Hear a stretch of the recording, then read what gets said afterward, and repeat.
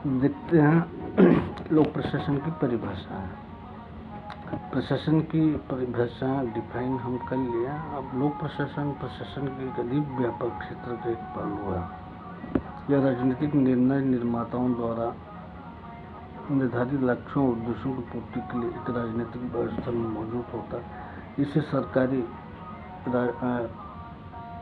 प्रशासन के नाम से भी जाना जाता है, क्योंकि लोक प्रशासन में लगे विशेषण लोक का अर्थ सरकार होता है।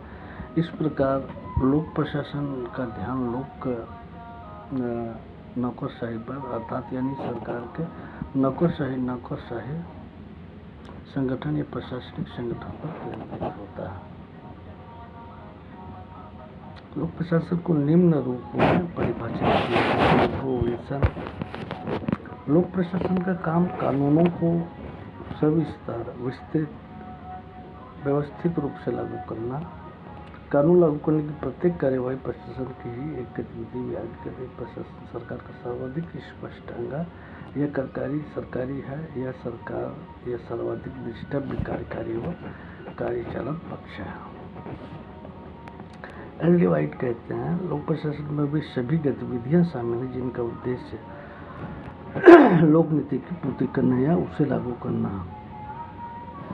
लूथर गुलिक लोक प्रशासन के विज्ञान का वह हिस्सा है जिसका सरकार और इस तरह की कार्यकारी शाखा से होता है जहां सरकार के काम होते हैं। हालांकि प्रत्यक्षता विधिक और न्यायिक शाखाओं के साथ इसके संबंध में समस्याएं हैं। साइमन कहते हैं, आमतौर पर लोक प्रशासन का अर्थ है राष्ट्रीय, प्रांतीय और स्थानीय सरकारों की कार्यकारी शाखाओं की गतिविधियां। फिटनर कहते हैं, लोक प्रशासन का अर्थ है सरकारी काम करना, चाहे वह किसी स्वास्थ्य प्रयोगशाला में एक्सरे मशीन चलाना हो या टकसाल में सिक्के ढालना। इस प्रकार निर्धारित लक्ष्यों को प्राप्त करने के लिए तालमेल के साथ काम करके सरकार के काम को अंजाम देना है। E.N. ग्लैडन कहते हैं, लोक प्रशासन का सरोकार सरकार के प्रशासन से है और इस प्रकार किसी कानून को प्रभावी बनाने की सरकार जो भी काम करती है उसे लोक प्रशासन कहते हैं। विलोबी कहते हैं, राजनीति विज्ञान में प्रशासन शब्द का दो अर्थों में प्रयोग किया जा सकता है। अपने व्यापकतम अर्थों में इसका तात्पर्य सरकारी मामलों के निर्धारण में शामिल कार्यों से होता है, चाहे वह सरकार की कोई भी शाखा हो। अपने संगठनात्मक